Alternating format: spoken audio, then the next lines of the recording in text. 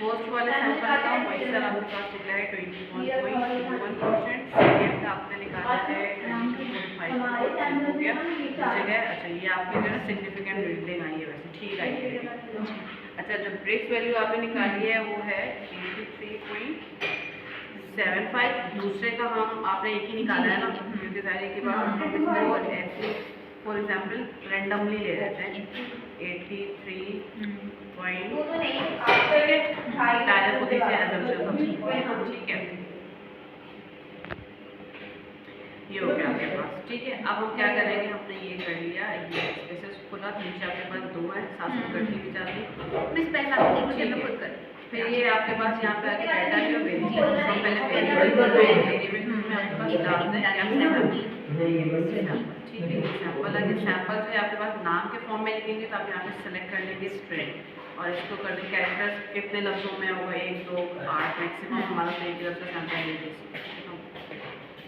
तो उससे ये होगा कि जब आप डाटा व्यू में जाएंगे ना तो यहाँ पे सैंपल का एक कॉलम आ गया, ठीक है, यहाँ पे आप चाहेंगे तो ABC ना आप लिख सकते हैं। लेकिन अगर मैं ये वाला काम करती कि वेरिएबल में मैंने स्ट्रिंग की जगह न्यूमेरिक लिखा हुआ होता ना, लेट्स सपोज ये देखें न्यूमेरिक अगर मैंने लिखा हुआ होता जो कि ऑलरेडी ऑटो पे होता है न्यूमेरिक, तो अब मैं अगर यहाँ पे डाटा पे जाके ना कोई A लिखती ना तो वो होता ही नहीं, वो आता ही नहीं, ठीक है। तो सैंपल हमारे पास न्यूमेरिक फॉर्म में नहीं होता, जब भी होता है अल्फाबेटिकल होता है, that is why we select what string, ठीक हो गया।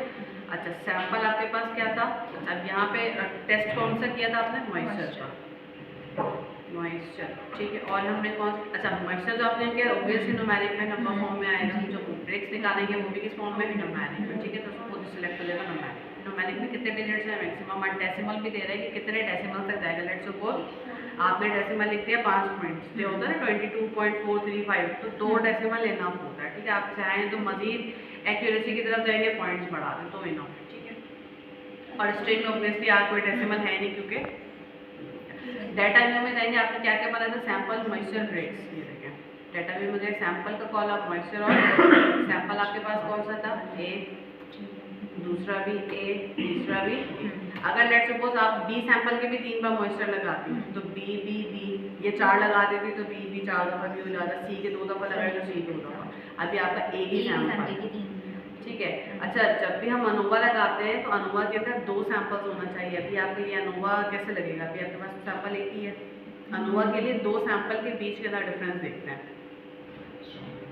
तो आपका 2 सैंपल क्या था, हम अगर आप सोचेंगे ना कि इसके ऊपर मैं अनोवा लगाऊँ, अनोवा नहीं लगा सकती तो ये एक ही सैंपल है, ठीक है। अब आपको क्या होना चाहिए कि यहाँ पे कोई 2 सैंपल होना चाहिए। सारे दफ़ा आपने कोई प्रोडक्ट बनाई, एक में आप शुगर यूज़ करिए, एक में आप यूज़ करिए हनी, तो वो हनी वाले का मॉइस्चर निकालती है और शुगर वाले का भी मॉइस्चर निकालती है। अनोवा कभी भी एक सैंपल में नहीं बताता, ठीक है, वो क्या बताता है 2 सैंपल। तो अभी दूसरा सैंपल हमारा क्या था,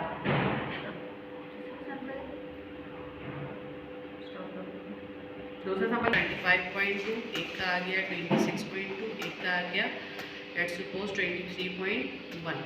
सेम ब्रिक्स आ गया, एक का 81, एक का 82 और एक का 83.2, ठीक है, रैंडमली, ठीक है, ये आ गया। अब हम डाटा, ये तो सारी चीज़ें कि हमें भाई सैंपल रखना था, मॉइस्चर हमने ब्रिक्स निकाला, किसी ने एसिडिटी निकाला वो एसिडिटी डाल किसी ने pH निकाला, किसी ने लैक्टोज वगैरह जो भी निकाला है, ठीक है। डाटा व्यू पर आ गए हम, सैंपल एक हमारे पास है B, एक है B, एक है B, ठीक है। मॉइस्चर ए का कितना था, अब मैं क्या करूँगी, सिंपल यहाँ पे जाऊँगी, मुझे पता है 3A 3B है, यहाँ पे भी आपको नजर आ रहा है 3A 3B है लाइन से, मैं अलग से बिल्कुल भी टाइप नहीं करूँगी, मैं यहाँ पे जाऊँगी कॉपी करूँगी और यहाँ पे जाके पेस्ट कर दूँगी, तो वो क्या हो जाएगा, ब्रिक्स भी खुद ही ले लेगा और ये भी खुद ही आ गया, ठीक है। ये जो है कुछ भी नहीं है, क्या खुद इसमें दे दिया,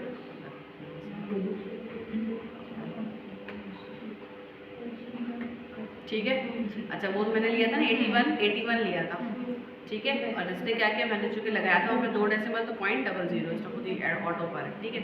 अच्छा अब सिंपल से ये करना है, 2 सैंपल्स आ गए A और B। अब हम नॉर्मली क्या करते थे, हम A का खुद मीन, जैसे अब हमारे पास आपने एक सैंपल लिया 21 22 और एक का 22 मीन आ रहा है, लेकिन हम क्या करते थे, मीन लेते थे ना खुद से। आपको मीन खुद लेना ही नहीं है, ये खुद मीन करेगा, ये स्टैंडर्ड डेविएशन के साथ मीन लेता है। हम तो नॉर्मली मीन लेते हैं, स्टैंडर्ड डेविएशन लेते ही नहीं है। क्यों, अगर आपके पास एक का मॉइस्चर आता है 40, एक का आता है 50, तो स्टैंडर्ड डेविएशन खुद बताता है भाई 10% का फर्क है, रिजल्ट आपका एक्यूरेटली खुद ही डिस्कार्ड कर देता है कि भाई दोबारा करो। और वैसे तो आप क्या करते हैं, आप तो खुद ही मीन ले लेते हैं कि भाई 40 और 50 के लेते हो, 45 आता, फ़ायदा कुछ नहीं है। तो हम चाहेंगे उसके बाद एनालाइज पे, ऑप्शन नज़र आ रहे हैं काफ़ी सारे हैं, हम सिर्फ जाएंगे एनालाइज पे। अच्छा, उसके बाद भी काफ़ी सारे ऑप्शन हैं, लास्ट टाइम भी बताया था किस पे जाते हैं हम, जनरल लीनियर मॉडल पे जाते हैं, सिर्फ इस वाले फैक्टर पे भी हम लगा रहे हैं। और जनरल लीनियर जो फर्स्ट वाला है ना, उस पे जाते हैं, फिर यूनिवेरिएट। यूनिवेरिएट का मतलब हम चाहते हैं कि दो सैंपल के बीच में क्या डिफरेंस आता है, यूनिवेरिएट पे जाएंगे, ये ऑप्शन हो जाएंगे। उसके बाद आप चले जाए यहाँ पे डायरेक्ट काफ़ी सारे ऑप्शन। अच्छा नहीं, सबसे पहले करेंगे सैंपल। आपके पास एक फैक्टर है डिपेंडेंट, एक है आपके पास फिक्स फैक्टर। सैंपल कभी चेंज नहीं होता, फिक्स टारगेट। मॉइस्चर, और जब मॉइस्चर का निकालना होगा मॉइस्चर को भेजेंगे, सेलेक्ट करेंगे, मॉइस्चर आगे डिपेंडेंट। अभी सिर्फ मॉइस्चर का। नेक्स्ट टाइम जब ब्रिक्स करेंगे तो मॉइस्चर को पहले यहाँ शिफ्ट करेंगे, ऐसे ही ब्रिक्स को सिलेक्ट करके ब्रिक्स को भेज देंगे। अभी तो हमने मॉइस्चर का निकालना है, तो पहले मुझे ब्रिक्स को सिलेक्ट करके इधर वापस भेजना होगा और मॉइस्चर को लाना होगा इधर, ठीक है। डिपेंडेंट फिक्स आपने फिल कर दिया, उसके बाद आप आ जाएंगे ऑप्शंस पे।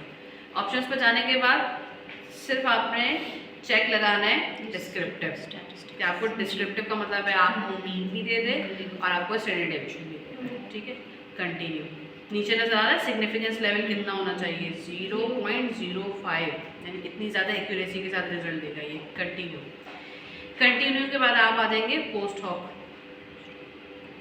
पहले गए थे क्या, दोबारा बताऊं, ऑप्शन पे जाके सिर्फ डिस्क्रिप्टिव पर चेक लगाया और पोस्ट हॉक, ऊपर प्लॉट्स भी है, प्लॉट्स पे नहीं जाना है, पोस्ट हॉक पे जाना है। पोस्ट हॉक पे जाएंगी तो ये नजर आ रहा है post hoc test. Post hoc का मतलब जो ए और बी के फॉर्म में बताएगा, ठीक है, वो भी मैं बताती हूँ क्या है। अभी ये सारा क्या इनएक्टिव, जैसे ही आप सैंपल्स को भेजेंगे पोस्ट हॉक के अंदर सारा एक्टिव हो जाएगा, सिर्फ आपने चेक लगाना है डन पे। जब चेक लगा दिया, कंटिन्यू हो गया, देन आप कर देंगे ओके, खुद ही रिजल्ट जनरेट हो गया। ये रिजल्ट जनरेट हो रहा है, ये देखें यहाँ पे क्या आ रहा है, लिखा हुआ है डिस्क्रिप्टिव स्टैटिक, चेक लगाया था उधर, डिस्क्रिप्टिव का मतलब मीन दे दिया उसने, और स्टैंडर्ड जो ए सैंपल है उसका मीन मॉइस्चर कितना है 22 पॉइंट, और बी का कितना है 24, स्टैंडर्ड डेविएशन कितना आ रहा है 0.7। जितना जीरो में वैल्यू जाती है स्टैंडर्ड डेविएशन उतना अच्छा रिजल्ट होता है, और बी का स्टैंडर्ड डेविएशन किस में आ रहा है 1 पॉइंट, ठीक है, नॉट बैड। आप क्या करें, यहाँ से इसको कॉपी, मैंने यहाँ पे ऑलरेडी खोल लिया, ठीक है। अब जो है क्या किया मैंने, यहाँ पे एक टेबल बना लिया। अच्छा, टेबल किस तरीके से बनती है, इस तरह से कि लेट्स सपोज मैं जाऊँगी इंसर्ट पे और मेरे पास एक सैंपल है, एक मॉइस्चर है और एक ये है, ठीक है। मेरे पास थे सैंपल्स, ठीक है, सैंपल्स का मैं क्या निकाल रही थी, मॉइस्चर, और मैं निकाल रही थी उसका ब्रिक्स, ठीक है। अच्छा, सैंपल मेरे पास ए सैंपल था, सैंपल मेरे पास बी था। अभी जो तुमने जिस चीज़ की पिक्चर ली थी ना, उसमें देखा होगा कि 7-8 सैंपल था, हमने तो सिर्फ क्या लिया, ए और बी लिया था, ठीक है। अच्छा, ए का मॉइस्चर, अब यहाँ पे देख के काम करना होगा, ए का मॉइस्चर क्या है 22.1 और बी का कितना है 24.83, कॉपी किया, आ गया। अच्छा, अब स्टैंडर्ड डेविएशन लिखने का तरीका क्या होता है, आप यहीं पे जो मॉइस्चर आ रहा है उसके साथ आप लगाएंगे प्लस माइनस का साइन, ठीक है, प्लस माइनस आ गया। अब ये जो स्टैंडर्ड डेविएशन है ये आपने प्लस माइनस के साथ लिखना है यहाँ पर, ठीक है। 0.7 है ना, मैं यहाँ पे लगा देती हूँ 0, थोड़ा बड़ा कर देती हूँ ताकि नज़र आए आप लोगों को।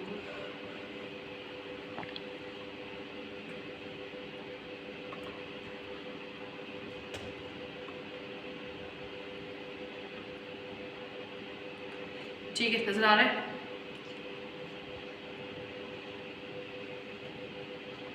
ये मॉइस्चर आ गया। अच्छा, बी के लिए क्या करूँगी अब, सेम ये मीन आ रहा है, स्टैंडर्ड डेविएशन को हमेशा कैसे लिखते हैं, with plus minus,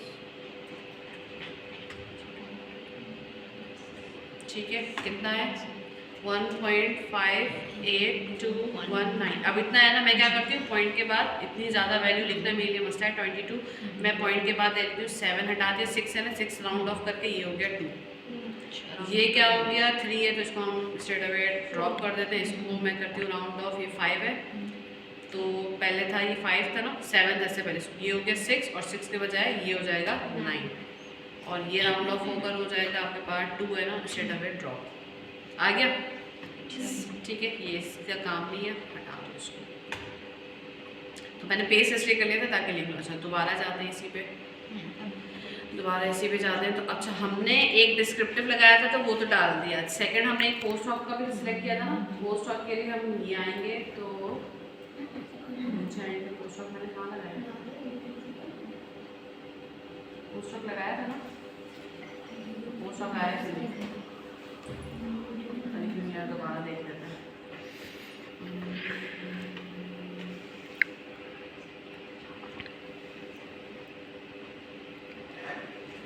analyse, general linear, evaluate, post of, sample ratio, लेकिन लगा दिया था, कर दिया था, ओके नहीं आया।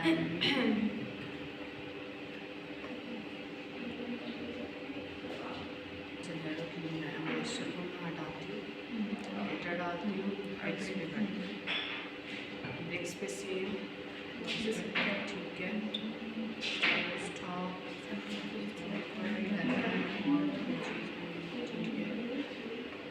ओके, इसका भी नहीं आ रहा, नहीं आ रहा पोस्ट ऑफ का मतलब क्या है? अगर आपके सैंपल में ज़्यादा डिफरेंस नहीं है तो रेटिंग्स आपकी सेम आएगी, आपको पोस्ट ऑफ की ज़रूरत ही नहीं है। मैंने ऐसे बी का चेंज किया मॉइस्चर,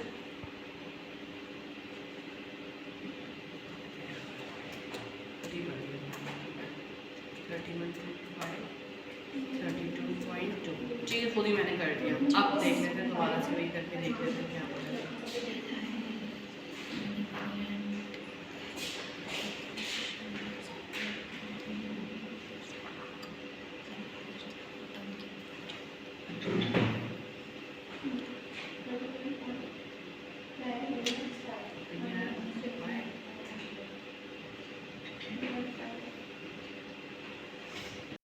तो सैंपल ए और डी है, और सैंपल ए और डी में अगर कोई डिफरेंस ही नहीं है तो वो क्या बताएगा, वो नहीं बताएगा अगर कोई डिफरेंस है।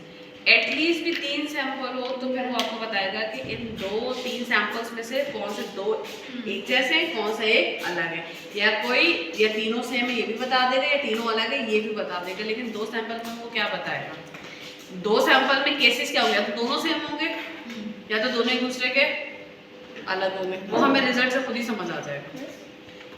सपोज सैंपल ए के मैंने 2 लगाया था मॉइस्चर या कुछ भी लगाया था, 2 टी के 3 आ गए थे और बी के 3 आ गए थे। आप एनालाइज पे जाएंगे, सारे काम वही करेंगे। जब सारे काम आप वही करेंगे, एक दफ़ा दोबारा से बता देती हूँ क्या करते हैं, अब तो याद भी हो गया होगा, ठीक है। सिर्फ आप ओके करते हैं तो ये इस तरह से खुल जाएगा। ये देखिए सैंपल आ गया, ये की पूरी शीट जनरेट हुई। ए सैंपल का मीन आ रहा है 2 और ये आ गया स्टैंडर्ड डेविएशन प्लस माइनस करके, बी का ये और मीन स्टैंडर्ड डेविएशन टी का ये आ गया। अच्छा ये करने के बाद लेट्स सपोज अब ये आ रहा है ए बी और टी, इसको कैसे पढ़ना है बस ये देख लें, बस 5 मिनट मुझे देना। इसके लिए अब इन सबको भूल जाओ। लेट्स सपोज ये हमारे पास हो गया, हम क्या करते हैं एक और,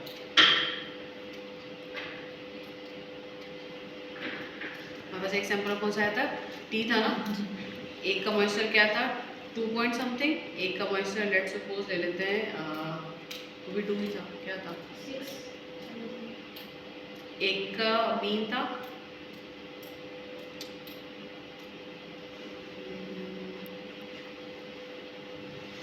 एक का 2, एक का 6 नहीं ना, मैंने दोबारा वाला जो किया 2 3 और 6, एक का 2, एक का 3, एक का हमने लेते हैं 6। मैं अभी खुद ऐसे एज्यूम कर रही हूँ, ठीक है। और स्टैंडर्ड डेविएशन में देख लेना वहाँ से क्या है, ठीक है, मैंने अपने खुद से लिया, ठीक है। अच्छा अब ये बता क्या रहा है, ये बता ये रहा है कि पोस्ट ऑफ में आ जाए, ये रहा पोस्ट ऑफ। पोस्ट ऑफ ये कह रहा है ए के आपने कितने सैंपल्स रखे थे, एन का मतलब नंबर ऑफ सैंपल्स, ए के कितने सैंपल्स रखे 2, बी के कितने सैंपल्स रखे थे 4, देखा था ना 4 रखे थे, टी के कितने सैंपल्स हमने रखे थे 3, 3। दिखाऊं ये याद है ठीक है।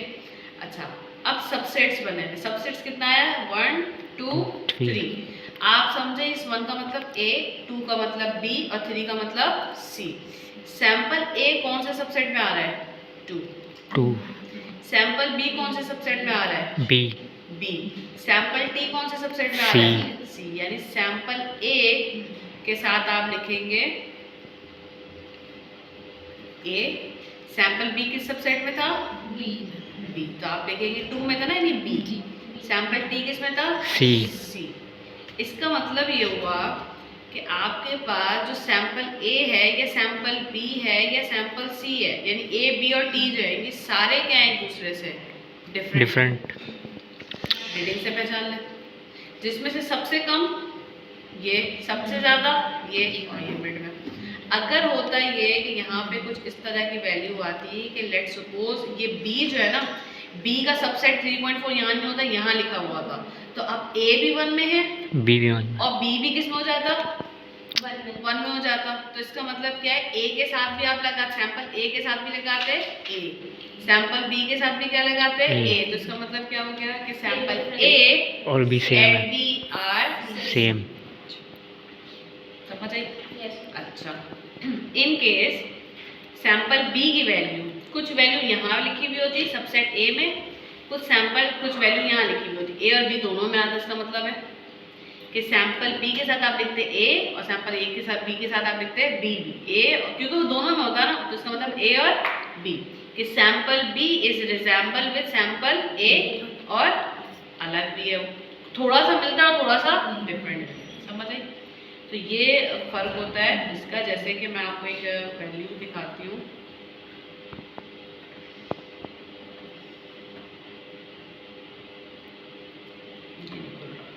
कुछ और बोलते हैं।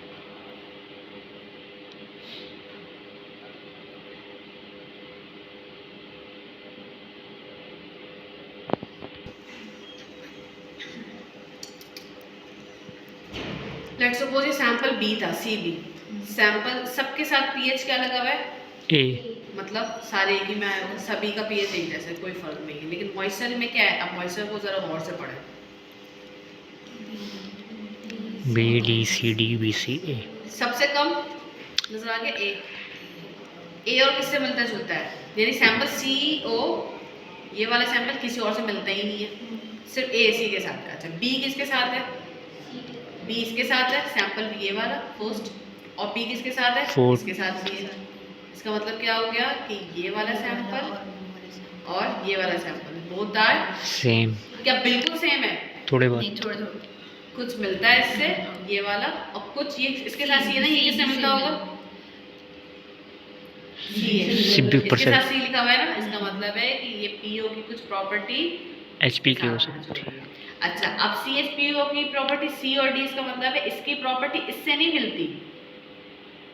इसकी प्रॉपर्टी C और D है ना, D का मतलब क्या होगा? इसकी प्रॉपर्टी कुछ इससे भी मिलेगी, और ऑब्वियसली C इसके साथ भी तो है ना, कुछ इसके साथ भी मिलती है। समझ आती है बात? सबसे अलग कौन कौन से प्रोडक्ट्स है? B, इस जैसा कोई है ही नहीं। और लास्ट नहीं, सॉरी, इस जैसा तो है ना, B इसके साथ है। A वाला नहीं, सैंपल A बिल्कुल ही अलग है, और सैंपल D D भी है। D किसी के, अच्छा D भी है, सैंपल A सबसे ज़्यादा अलग है। अब अलग इन अ सेंस ऑफ क्योंकि वैल्यू कम आई है, ठीक है, और D की तो सबसे ज़्यादा है। समझ आ गई? तो इस तरह से डिस्कस करने के लिए क्यों आया, ज़्यादा क्यों आया, क्योंकि किया था, ठीक, वाटर ज़्यादा डाला था, और अगर ABC बिल्कुल ही अलग है तो बहुत आसान है। T वाले सैंपल में हो सकता है वाटर ज़्यादा डाला,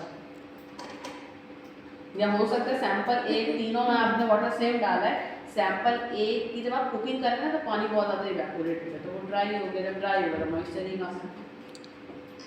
और सैंपल D के अंदर मॉइस्चर ज़्यादा रह गया, क्योंकि उसके अंदर कोई ऐसी चीज़ थी जिसने वाटर को इवैपोरेट होने नहीं दिया है। तो उस सैंपल के अंदर कोई ऐसे इंग्रेडिएंट जिसने पानी को बहुत टाइटली बाउंड कर लिया, तो उसे निकलने नहीं दिया कुकिंग में। इस तरह के बहुत सारे जस्टिफिकेशन होती है जो आप देता है। तो ये हमें SPSS अपना आगे रिपोर्ट बनानी होगी इसकी। तो मिस इसमें तो हमने 2 या 3 सैंपल्स इस्तेमाल करे हैं जो कि अलग अलग थोड़े चेंजेस हैं उसके बनने में, तो हमें भी ये करना पड़ेगा कि हम लोग अलग अलग सैंपल बना कर रहे हैं। बनाया नहीं था कड़ी चौल के साथ नहीं किया था, एक ही बनाया था। हुज़ैफा ने बनाया। तो एक में हम लोग बाकी सबने तो अलग बनाए, आप लोगों ने एक ही बनाया। उन्होंने बनाया, एक ही बनाया। तुम्हारा एक था बीटरूट था ना?